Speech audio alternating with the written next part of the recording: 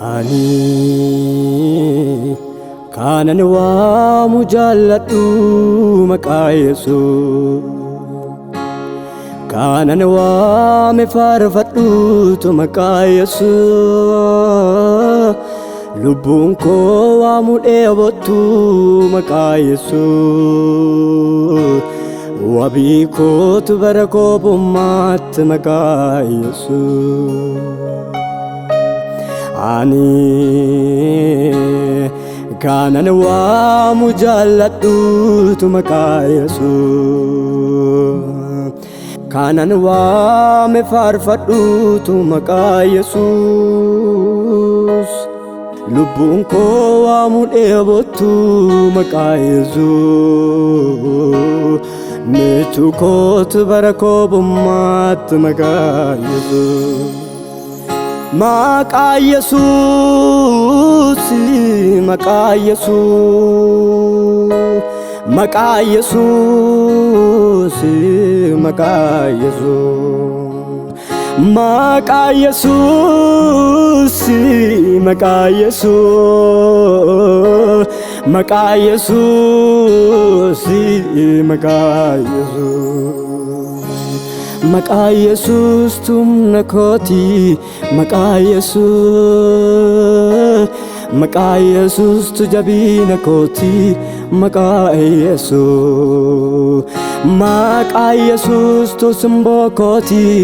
maqaa Yesuus maqaa Yesuus tumna kooti maqaa Yesuus Hallelujah Amen, amen.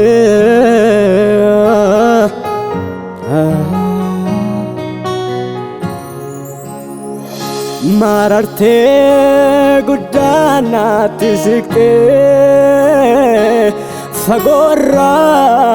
sofiti nabutte dubbi keessa koo keessatti ulfaadhu yaa Waaqa galata marartee guddaanaatti siqxee fagorraa ofiitti na buttee dubbii keessa koo keessatti ulfaadhu Waaqa abbaa galata abbaa koo ati naaf addaa Yesuus koo ati naaf addaa eessumani si keewwadhaa Gooftaa baay'ee si jaalladhaa eessumani si keewwadhaa Gooftaa baay'ee si jaalladhaa amiin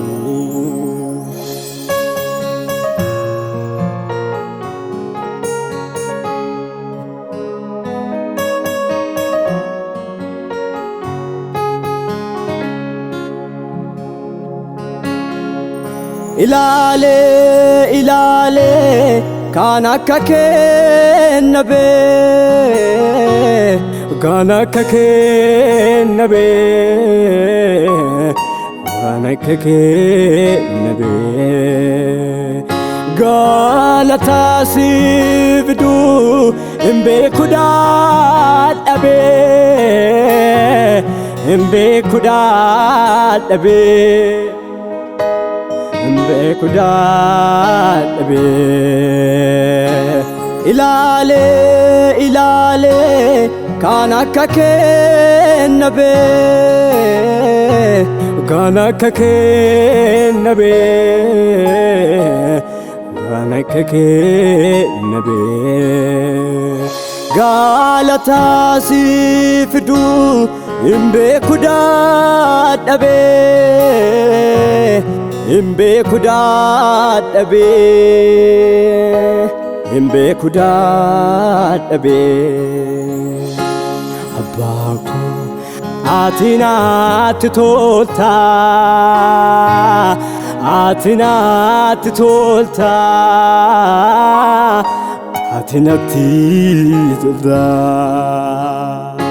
Jesus ko atinatti tolta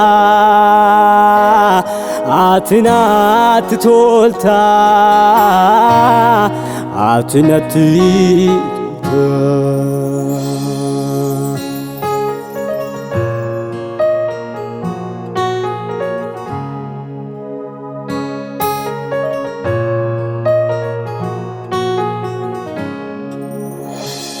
Jalalan na bojite Chubama madeksite Afura kolo akasi varsu gote Jalalan na bojite Chubama madeksite Afura kulu akasi varsu gote Utugara nada kiyelle nambatini Barru kirrazafte makako afura keti Afura abba jede suammatu nafgenite Ananama tolan qamneef tolatate nafayifte Afura abba jede suammatu nafgenite Ananama maqaan qabneef maqaatate nafayifte